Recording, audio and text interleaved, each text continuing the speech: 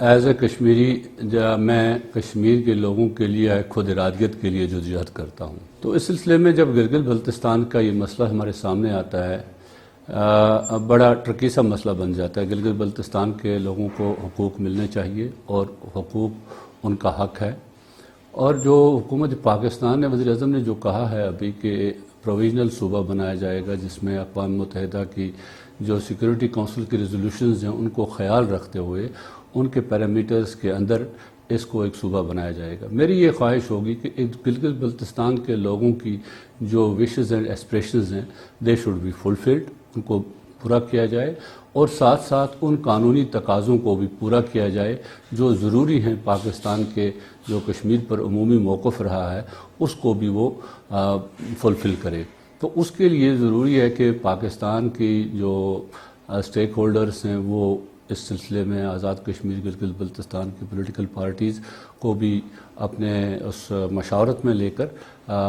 اس سلسلے کو آگے بڑھائے، تاکہ اس کے لیے مزید کنفیوژن کی ضرورت نہیں ہونی چاہیے۔ اس کو پولیٹیسائز زیادہ نہیں ہونا چاہیے۔ جتنا ہی زیادہ پولیٹیسائز ہوگا، جتنی اس پر زیادہ سیاست ہوگی، جتنی بیان بازی ہوگی، اس سے مزید کنفیوژن پیدا ہو جائیں گے اور اس سے لوگوں کے درمیان دوریاں پیدا ہوں گی۔ تو کسی طرح بھی کشمیری، مقبوضہ کشمیر کا کشمیری یا آزاد کشمیر کا کشمیری یہ نہیں چاہے گا کہ گلگت بلتستان کے لوگوں کو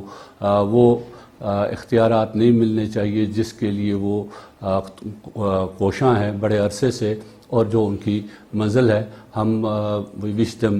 best of luck, but at the same time ہم یہ چاہیں گے کہ اس سلسلے میں جو مقبوضہ کشمیر، آزاد کشمیر اور گلگت بلتستان کے لوگوں کے اندر ہم آہنگی پیدا ہونی چاہیے، اور لازمی ہے، اور جو ہے بھی، کہ کشمیر کے مسئلے کے حل کے سلسلے میں جو کوششیں ہوں گی وہ اکٹھے اور مربوط ہونی چاہیے۔ 14 اگست کو جو ریاست جموں و کشمیر تھی اس کا حصہ گلگت بلتستان ہے، مہاراجہ کشمیر کی جو ریاست تھی اس وقت۔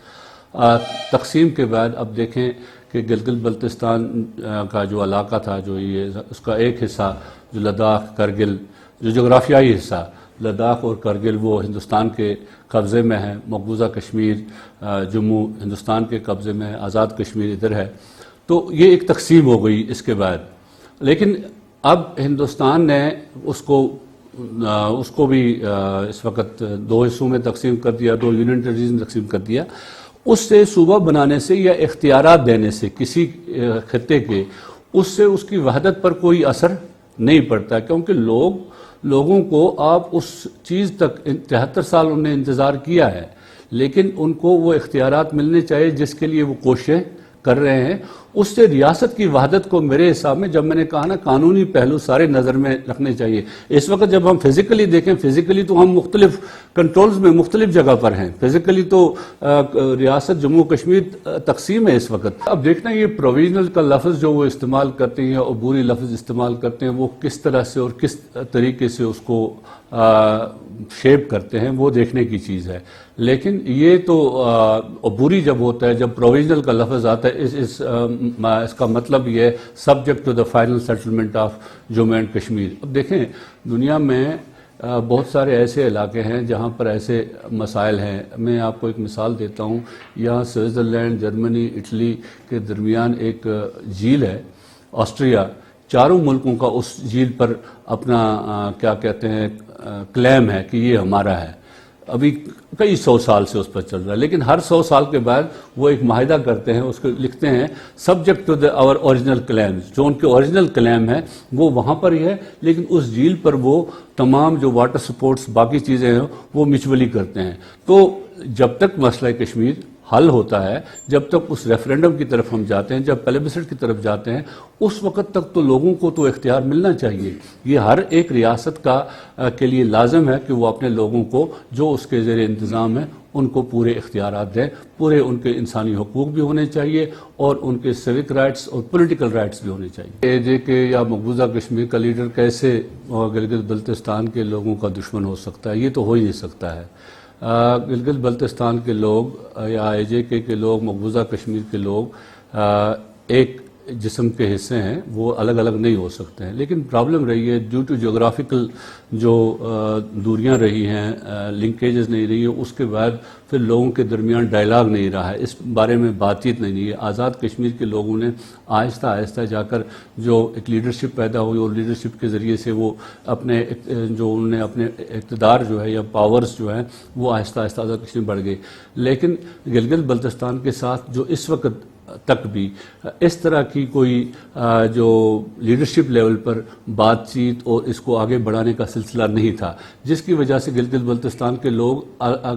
اکثر اوقات میں جب آزاد کشمیر یا مقبوضہ کشمیر لوگ یہ کہتے تھے کہ صوبہ نہ بنایا جائے تو اس کو غلط رنگ میں لیا جاتا تھا، اور تبھی میں کہتا ہوں آج بھی جب ہم یہ بات کر رہے ہیں کہ عبوری صوبہ بننا چاہیے، اس سلسلے میں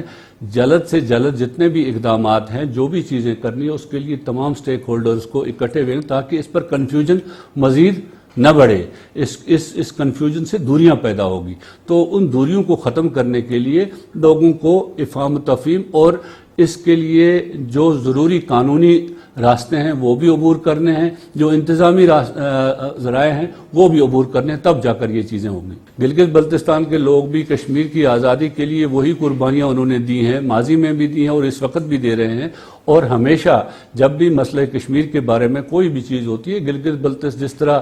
مظفر آباد میں، میرپور میں، راولہ کوٹ میں، سری نگر میں لوگ سڑکوں پر نکلتے ہیں، اسی طرح گلگت میں، اسکردو میں اور دوسری جگہوں پر بھی لوگ سڑکوں پر نکلتے ہیں، کشمیر کی آزادی کے لیے بات کرتے ہیں، تو اس حوالے سے کوئی دوری ان کے پاس نہیں ہے۔ آگے بھی جو ہمارے پولیٹیکل لیڈرز کی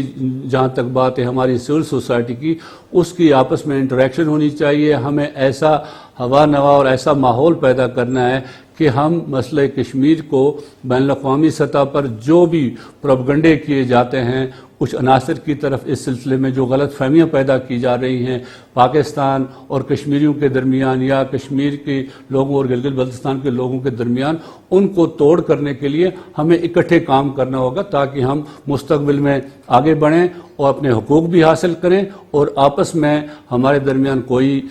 تفرق بھی نہ ہو۔